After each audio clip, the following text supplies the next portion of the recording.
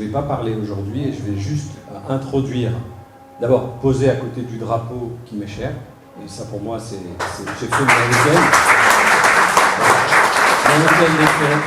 et donc je vais convier, je vais convier mes deux amis qui viennent de Jérusalem pour porter une voix aujourd'hui qui est beaucoup plus importante que nos voix médicales, que nos spikes et que nos vitamines, et à mon sens, et on pourra en discuter.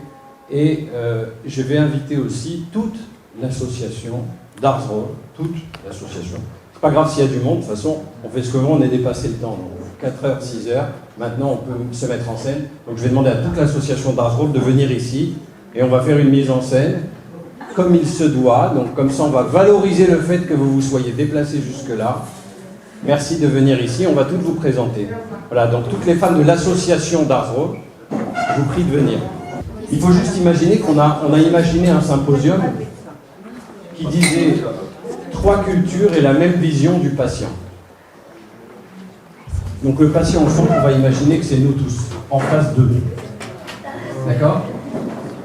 Et en fait, ce qui est très important, c'est qu'on parle culture et on parle du patient. Voilà, c'était ce qui nous intéressait, parce que vous savez que le médecin, on dit toujours, coupe la parole au bout de 23 secondes en moyenne au patient. Et lui laisse pas les 90 premières secondes nécessaires pour exprimer une émotion simple. Et en fait, on a un vrai problème dans notre manière d'aborder la santé. Donc, on a 2 associations, il nous manque l'Institut Raphaël, Sherazade, Clément et Nathaniel. Voilà. On a 3 associations qui, dans 3 pays différents, ont décidé de s'allier, de s'associer ici à Essaouira pour fabriquer ensemble, et on va le fabriquer main dans la main, un intergroupe d'associations, quelque chose qu'on est en train de construire ensemble, mais après que chacun puisse témoigner dans sa vérité. Alors je voudrais donner la parole, alors on finit par les locaux de l'État, même si Casablanca c'est pas Essaouira, on va donner la parole d'abord à nos amis israéliennes et sous forme de questions-réponses interactives. Qui vous êtes? Qu'est-ce qui vous a amené là? Tu peux y aller sans micro parce que c'est Shabbat, effectivement. D'abord, merci beaucoup à l'Institut Raphaël de nous honorer d'être ici au Maroc. Pour moi, c'est ma première fois. Et de marcher dans les rues, de me sentir en confiance, d'avoir un accueil tellement chaleureux, c'est vraiment incroyable. Merci beaucoup à l'Institut Raphaël et au Maroc. Nous avons créé il y a un peu plus d'1 an avec le docteur Héloïse Beneshki, oncologue, l'Institut Beth Refaela Jérusalem. Et on a une petite particularité parce qu'Israël est un pays d'immigration et donc la langue maternelle c'est quand même une difficulté, et quand les patientes sont vraiment vulnérables par rapport à leur maladie, donc c'est déjà très difficile de s'exprimer. Donc on a mis vraiment un point important sur que la coordinatrice ou l'infirmière aura la même langue maternelle, c'est-à-dire français, arabe, russe, africain, l'hébreu, oui, mais voilà, donc, et ça c'est très très important. Pourquoi? Parce qu'elle va pouvoir s'exprimer, elle va pouvoir être entendue, et donc du coup on va pouvoir mieux les soutenir. Et comme on sait que le cancer, les difficultés, elles sont pratiquement invisibles en fait quand on sort d'une chimiothérapie, tout ça, c'est des choses qui sont invisibles aux yeux de la société. Et donc à Beth Refaela, on essaye vraiment de pouvoir être à l'écoute et de pouvoir répondre grâce à cette importance de la langue et du coup de mettre en évidence ces choses qui ne sont pas très très visibles et d'apporter un bien-être. Est-ce que comme dans nos systèmes, en Israël, est-ce qu'on prend en charge financièrement l'accompagnement global des patients atteints de cancer ou pas? On ne prend pas en charge, il y a une grande différence de prise en charge, même déjà pour les soins, où il y a des choses qui font qu'on peut aller à l'hôpital, mais les gens, quand ils sont atteints d'un cancer, ils sont à l'hôpital, ils ne connaissent pas leurs droits, ils ne savent pas qu'est-ce qu'ils ont, qu'est-ce qui leur revient. Et donc du coup à Beth Refaela aussi on a un côté administratif où on explique et donc on tourne parce qu'il y a plusieurs centres qui sont adaptés. Mais les soins paramédicaux ne sont pas du tout pris en charge. La vie est très chère en Israël, elle ne fait qu'augmenter. Donc Beth Refaela donne cette possibilité de recevoir. Qu'est-ce que vous avez comme discipline alors à Beth Refaela? Alors on a de l'acupuncture, On a de la kiné, on a de l'onco-esthétique, on a des ateliers de parole. On a mis en place aussi pour les conjoints, c'est très très très difficile pour eux, des ateliers de parole qui sont uniquement pour les conjoints. Atelier cuisine, on a de la nutrition, du sport, du yoga et de la chorale aussi. Ça avance. Moi, j'aimerais juste rajouter quelque chose. J'aimerais rajouter le témoignage d'une patiente qui est passée par Beth Refaela et qui a expliqué que quand c'est une jeune patiente, elle a eu un cancer du sein à moins de 30 ans, et quand elle est rentrée dans ce gouffre qu'est le cancer, elle n'arrivait pas à se concentrer sur toute autre chose que, bien entendu, essayer de s'en sortir. Et elle a reçu à Beth Refaela un soutien, et on l'a épaulée d'une manière où elle a pu en fait se reprendre son souffle et s'occuper un petit peu de ce qu'elle avait avant d'être malade, c'est-à-dire sa famille, ses enfants. Et elle le dit, c'est ce qui lui a permis en fait de s'en sortir. Peut-être que physiquement et au niveau de sa morphologie, au niveau de son corps, ce sont les médecins et les soins qui l'ont sauvée, mais elle le dit au niveau de sa santé morale et de psychique et de sa position en tant que mère de famille et maman de jeunes enfants. Ça, c'est Beth Refaela qui s'en est occupée. Donc c'est vraiment essayer de faire l'alliance. Les médecins, ils font leur travail, ils le font très bien, mais il y a besoin parfois d'un peu plus, le médecin Alain Toledano qui l'a très bien compris, d'être derrière et d'épauler encore plus. Alors merci pour le témoignage de Beth Refaela. Alors on va passer à nos amies marocaines. Qui va prendre la parole en premier pour nous présenter chaque membre de l'association et qu'est-ce qu'ils font? Alain, tout d'abord merci de nous avoir conviés à cette réunion. Nous y sommes venus parce qu'il y a deux mots qui nous ont interpellés, santé et paix. Et ça résonnait très fort dans le cadre de notre association. Alors je voudrais peut-être dire un mot sur l'association d'Ashbro que nous avons créée en 2016.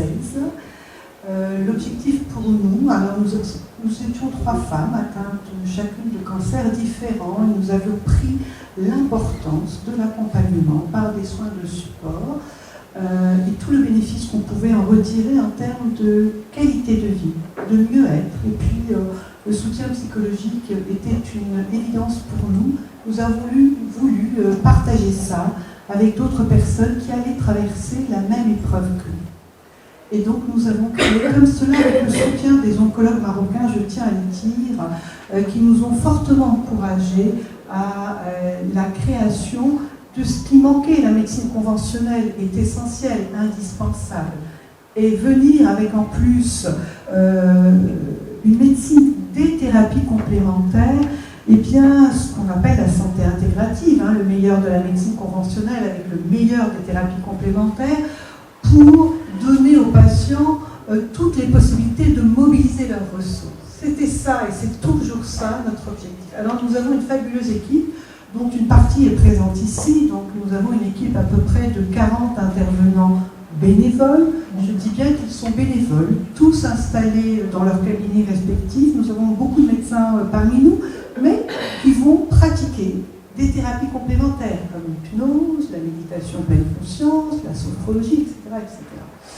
Et je les remercie parce que pour nous c'était important de donner une certaine forme de crédibilité à ce que nous faisions. C'est pas évident d'arriver avec une maison d'accompagnement face à une médecine conventionnelle, très sûre de sa seule efficacité, qu'il n'y a rien d'autre qui puisse exister à côté. Pourtant, oui. Alors, notre équipe qui est ici présente va du docteur Fatima Chekeli, qui est médecin et hypnothérapeute et qui n'intervient que dans le cadre du soutien en hypnothérapie auprès de nos patients. Il est évident que nous sommes une maison non médicalisée, mais parmi nous, il y a une équipe de médecins, comme je vous l'ai dit, qui font autre chose. À côté, Ghislaine Kanouni, qui est à la fois maroco-canadienne, je ne sais plus comment on doit dire, ou devenue marocaine, anyway. Ghislaine m'a beaucoup accompagnée quand moi-même j'étais malade avec le Qigong. Et le Qigong, moi, m'a fait un effet, mais alors, extraordinaire. Et je disais à Ghislaine, je veux que tu sois dans mon équipe d'accompagnants. Et elle fait des miracles. C'est pas des miracles, mais elle redonne le sourire aux gens. Et ça, c'est fabuleux. On voit des gens arriver, puis même assis, ils peuvent faire du Qigong assis parce qu'ils sont très fatigués. Et ça leur fait du bien. À côté, nous avons un docteur qui est médecin aussi, Intisar Rabi, mais qui n'intervient que dans le cadre de l'hypnothérapie à Tasso. Et l'hypnose, c'est un outil extraordinaire que nous avons développé au Maroc il y a plus de 12 ans. Et quand moi, il y a 12 ans, je parlais d'hypnose au Maroc, j'ai eu des médecins qui m'ont écrit en me disant « Vous êtes sûr que vous êtes médecin pour parler d'hypnose ?» Et j'ai continué, malgré tout ce qu'on... Et c'est fabuleux, l'hypnose, dans tout ce qui est trouble du sommeil, vomissement, bref, toutes les douleurs. C'est vraiment un outil, bref, tous les effets secondaires que l'on peut observer, voilà. À côté, nous avons Fatima Krisni, qui est une dame qui est venue chez nous en 2018, je crois, dans un état pas fameux, on peut dire, Fatima. Le moral dans les chaussettes. Est-ce que je te laisse la parole pour dire peut-être c'est mieux, tu sauras mieux dire. Ouais, vas-y. Tout d'abord, je vous remercie de l'invitation. Je remercie Dr Alain Polidano. Donc, moi, j'ai été atteinte d'un cancer du bas rectum en 2017 et que j'avais porté une stomie. Donc, c'était une période très, très difficile pour moi. Je ne savais que faire ni où aller. Donc, à cette époque, c'est vrai que le corps médical faisait son travail. J'ai suivi la radiothérapie, la chimiothérapie, la chirurgie. Je me suis retrouvée avec une stomie. Donc, à l'époque, je ne savais même pas c'est quoi une stomie, c'est quoi une myélostomie, c'est quoi. Donc, et j'étais vraiment déprimée, angoissée. Et j'avais vraiment besoin d'un soutien psychique. Et donc, mon oncologue m'a recommandé de frapper à la porte de l'association d'Azro, qui était nouvellement créée, c'était en fin 2017. Donc je n'ai pas osé une seule seconde à frapper à la porte de cette association parce que j'avais vraiment besoin d'écoute, de soutien. J'avais vraiment besoin d'un soutien psychique parce que c'est vrai, lorsqu'on a un cancer, on parle à notre famille, à nos proches, mais il n'y a personne qui te comprend s'il n'y a pas quelqu'un qui traverse les mêmes douleurs, les mêmes souffrances. Donc, grâce au soutien du support présenté par l'association Najzo, à savoir le yoga, le reiki, la sophrologie et surtout le groupe de parole. Parce que le groupe de parole que j'adore, c'est au sein de ce groupe qu'on rencontre d'autres personnes qui souffrent, qui ont les mêmes douleurs, les mêmes souffrances. Donc, je me suis sortie de l'isolement. Je me suis retrouvée au sein de, je ne sais pas, c'est une autre vie, c'est une nouvelle vie que j'ai commencé. Et donc, j'ai trouvé cette nouvelle vie auprès des patients que je rencontrais au sein de l'association, auprès des intervenants qui sont adorables. Et comme va dire Dr Nassiri, c'est bénévole, donc on se sentait... Pour moi, c'est ma deuxième maison et je suis fière de dire ça. Donc je ne peux pas dire plus que ça. Et voilà, donc...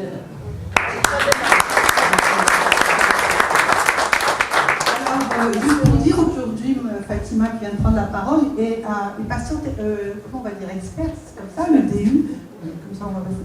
Les patientes expertes, elle accompagne elle-même d'autres patients stomisés.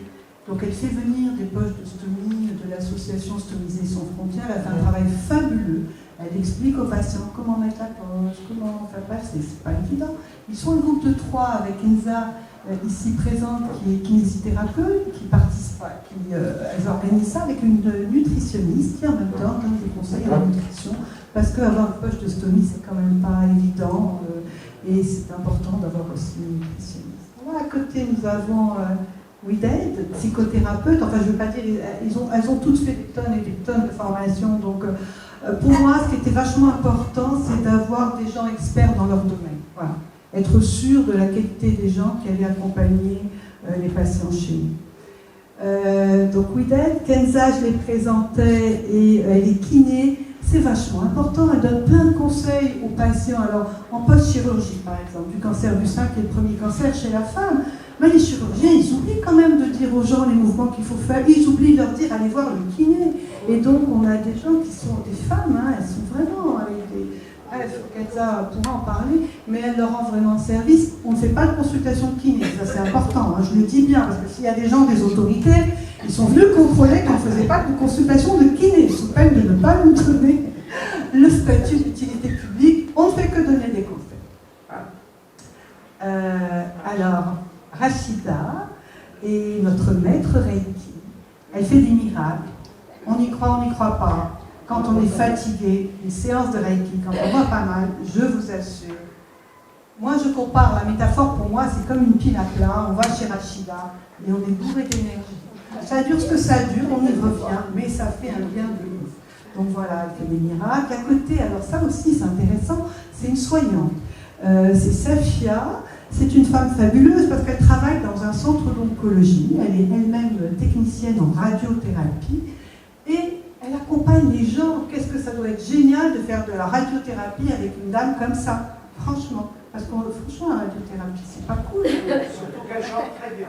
Et en plus, elle chante bien. Vous vous rendez compte, hein? Mais c'est fabuleux, des gens comme ça. Et donc, elle s'est formée au Reiki, elle s'est formée à l'hypnose, elle est art-thérapeute, elle est psycho, tout ce que vous voulez. Bref, c'est magnifique de la voir chez nous. Et vraiment, on est ravis parce que toute cette équipe, c'est avec cœur qu'ils bossent, quoi. Je veux dire, les patients rentrent chez nous, ils ont peur quand ils poussent la porte. Vraiment, dans l'imaginaire et la vision de ce qu'ils ont d'une association de patients qui accompagnent des gens qui ont un cancer, et bien quand on leur pose la question comment vous avez imaginé cette association, ils s'imaginent le pire, ils imaginent des choses pas agréables, et quand ils viennent chez nous, c'est cosy, c'est joyeux, c'est chaleureux, les gens peuvent rire, pleurer parfois, ça arrive, puis après on rit de toute façon. Et donc il se passe des choses magnifiques. À côté, Aïcha. Donc là aussi, Aïcha fait plein de choses. Elle anime d'abord chez nous un groupe de parole. On co-anime toujours nos groupes de parole. Ça, pour moi, c'était important, la co-animation. Voilà, ça permettait aussi, en fin de groupe de parole, d'un petit peu comme tous les coachings d'équipe, hein, d'échanger, de pouvoir se remettre en question aussi en tant qu'intervenant. Donc Aïcha anime un groupe de parole, elle est coach, psychothérapeute, enfin elle a tout fait, ils ont tout fait ces gens-là, de la PNL, d'analyse transactionnelle, de l'hypnose, et je ne sais quoi d'autre. Et si même autre chose était inventée, elle l'aurait fait. Donc pour vous dire que ça c'est important. Notre fabuleuse directrice Majda, elle n'a rien fait. Et naturellement, elle a deux dons. Elle a la bienveillance et l'écoute. Et ça suffit. Parce que c'est elle le premier contact avec les gens qui poussent la porte de notre association. Et ils ont juste besoin qu'on les écoute. Et ça, elle sait faire. Sans aucune formation. Juste ce qu'elle dit. Vraiment. Et tous les gens se rappellent de l'accueil par Majda. Et on a une coordinatrice aussi, qui est une jeune femme, qui a un punch extraordinaire. Elle n'est pas là. Malheureusement, elle n'a pas pu venir. Elle a un petit garçon, ce n'est pas évident pour elle d'être là. Et ces deux dames au sein de l'association, c'est un vrai bonheur pour les patients. C'est un vrai... Alors moi, je prie le ciel de nous les laisser. Et je remercie, excusez-moi, Covid, parce que Covid lui a enlevé son job. Elle n'avait pas d'autre choix que de trouver un job. Elle était dans l'événementiel et nous avait organisé un congrès d'hypnose, un congrès, notre première journée de Dazor à l'université Mohamed VI, qui était un autre regard sur le cancer, où Alain nous avait fait l'honneur de venir, alors qu'on était inconnus au bataillon. Je veux dire, je ne sais pas comment il est venu, je ne sais pas pourquoi il est venu, mais merci.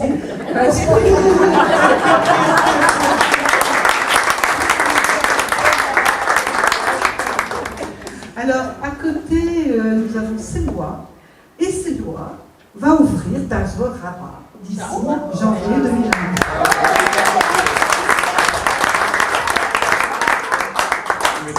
Voilà. Alors, elle va ouvrir grâce à une dame que je ne vous ai pas présentée, mais que je vais présenter maintenant, qui est Houyem, qui s'est mis bien au centre. Et c'est Houyem qui nous a trouvé. Ça fait 1 mois et demi qu'elle a rejoint l'association. Elle n'est ni thérapeute ni rien du tout. Mais alors, elle est super bien. Parce qu'elle nous a trouvé des partenaires de ouf qui vont nous permettre d'ouvrir. Voilà, elle est chargée des partenaires. Et ça, c'est hyper important parce que le nœud de la guerre, moi, je ne savais pas faire. Il nous fallait quelqu'un qui lève des sous pour qu'on puisse ouvrir Dazor Rabat, puis ensuite Dazor Marrakech, puis Dazor Tanger, etc. En plus, les cancérologues nous le demandent. Donc, tout à l'heure, j'ai marché avec Leïla, elle m'a dit quand est-ce que vous ouvrez Rabat? Et je lui ai dit bientôt, mais pas pour les enfants, parce qu'on ne sait pas faire. C'est autre chose que d'accompagner des enfants. Et puis, qui j'ai oublié? Ah oui, Intissar. Il y a des mains d'or, vraiment. Alors, Intissar, c'est ton co-esthéticienne. Elle vient de... En fait, la fondation, la SEMA, où elle travaille dans les hôpitaux, les centres d'oncologie, le centre Mohamed VI à Casablanca, et puis Intissar travaille aussi à l'INO, et puis ils l'ont autorisé à venir chez nous, un petit peu. Alors, ils sont 2 oncoesthéticiennes, je crois, hein, c'est ça. Et Bouchra et Intissal font des miracles. Elles viennent à l'association, mais c'est pas de l'oncoesthétique qu'elles font. Elles touchent des gens qui n'ont jamais été touchés, vous savez. C'est incroyable, vous avez des femmes, elles vont toujours tout donner. C'est des femmes qui vivent dans des conditions pas sympas, quoi. Puis elles ont un cancer, c'est encore moins sympa. Et jamais personne ne s'est occupé d'elles. Donc le contact est fondamental, je crois qu'elle vous en parlera mieux que moi. En tout cas, on a ici une partie de notre équipe, on est à peu près 40 intervenants dans l'association. Voilà, on fait de l'art-thérapie, donc j'ai présenté tout le monde. Bon, il y a beaucoup aussi qui ne sont pas là, qui font des choses extraordinaires.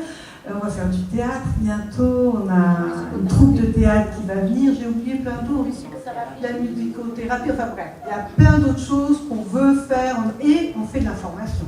Parce que c'est ce qui est fondamental chez nous, les gens ne sont pas informés, ils ne savent pas et ils n'osent pas poser la question aux cancérologues, aux médecins, hein, ils ont plein de questions à poser. Donc par exemple, cancer et intimité, on n'en parle jamais. Une femme qui a une mastectomie, une femme qui a une chimiothérapie, par exemple, je parle d'une femme, on reçoit des hommes, mais les hommes, vous savez, ils ne viennent pas beaucoup se faire aider.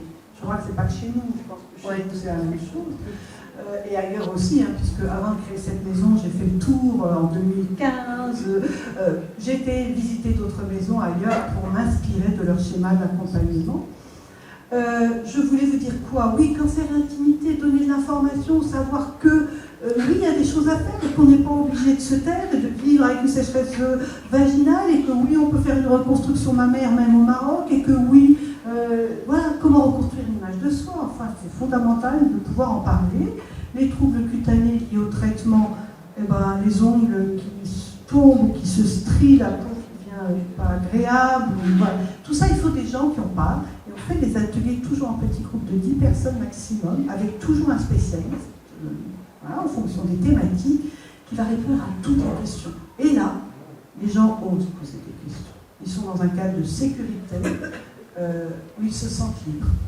Et ils ont les réponses. Donc ça, pour nous, c'est important, l'information. Nous venons de faire, notamment, on est très très heureux, 2 webinaires, c'était Octobre Rose, sur le cancer du sein métastatique en 2022 au Maroc. Nous avions eu la chance d'avoir des intervenants de grande qualité. Nous avons eu plus de 350 inscriptions qui venaient du Maroc, de Tunisie, d'Algérie, du Sénégal, de Côte d'Ivoire. Il y a un vrai besoin d'information, de partage, d'échange, et ça, c'est vraiment très très important. Auparavant, nous en avions fait un sur les répercussions familiales, sociales du cancer du sein au Maroc, et nous avons fait intervenir un psychiatre, un oncologue, une sociologue, un gynécologue, et ça, là encore, c'était vraiment extraordinaire. Les gens ont besoin d'informations. Alors, ce qu'on nous demande beaucoup, mais faites-le en arabe, faites-le en derija. Voilà. On a du mal encore, d'abord parce que nos médecins ont beaucoup de mal à communiquer longtemps en derija. Ils sont formés pour l'instant, hein, la langue de l'université et le français. Et donc, ils ont aussi du mal à transmettre quand on leur demande, mais c'est compliqué. Bon, certains le font. Alors souvent, c'est entre les deux, entre l'arabe et le français, de façon à essayer de répondre aux... Voilà. Donc je crois que j'ai un peu trop parlé.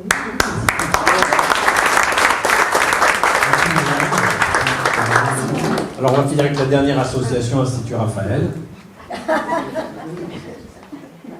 Alors, j'ai l'honneur avec mes amis et collègues Nathaniel Cher, qui est radiothérapeute, oncologue à l'Institut Raphaël, Clément Draghi, qui est derrière le drapeau parce que c'est sa première fois au Maroc, il l'affectionne particulièrement, qui est directeur de recherche à l'Institut Raphaël, et nous avons le plaisir de représenter 80 soignants qui œuvrent au quotidien pour offrir des parcours de soins aux patients touchés par le cancer et plus récemment par des maladies chroniques. Le cancer, maladie chronique, même combat. On a la chance aussi de représenter, en dehors de ces 80 acteurs de soins, des valeurs, celles de la solidarité, celles du partage, celles de la rencontre aussi, et des liens que l'on crée à la fois avec nos patients, les différents acteurs de soins qui œuvrent à l'Institut. C'est pour ça qu'on parle de médecine intégrative aussi. Mais quand on parle de médecine intégrative, on parle de ce que l'on voit aujourd'hui, c'est-à-dire des liens qui se créent sur le territoire français bien sûr, mais hors des murs. Et on est particulièrement fiers de ça aujourd'hui. Et troisième point, pour parler de qui nous sommes, nous représentons aussi les valeurs dont on a parlé, mais aussi ce lien qu'on crée les uns à les autres sur un territoire que l'on aime particulièrement, qui est le Maroc. Alors, 2 petits mots sur qui je suis et ce que je fais, peut-être. On a le temps de faire ? Ouais. On le prend. On le prend. Je suis danse-thérapeute. La force de l'Institut Raphaël, avant tout, c'est de savoir aller chercher le meilleur de chacun, des soignants, et de pouvoir leur permettre d'œuvrer sur le soin, mais aussi sur diverses disciplines et divers besoins de la structure. Si bien que je représente aujourd'hui la danse-thérapie, mais je représente aussi une mission en stratégie. Et je représente aussi un projet de lien qu'on crée avec les pays qui sont représentés aujourd'hui, mais d'autres, puisqu'on a des liens avec l'Italie, on a des liens avec les États-Unis et d'autres. Et on voit bien que la santé intégrative aujourd'hui s'ouvre de plus en plus et c'est notre mission.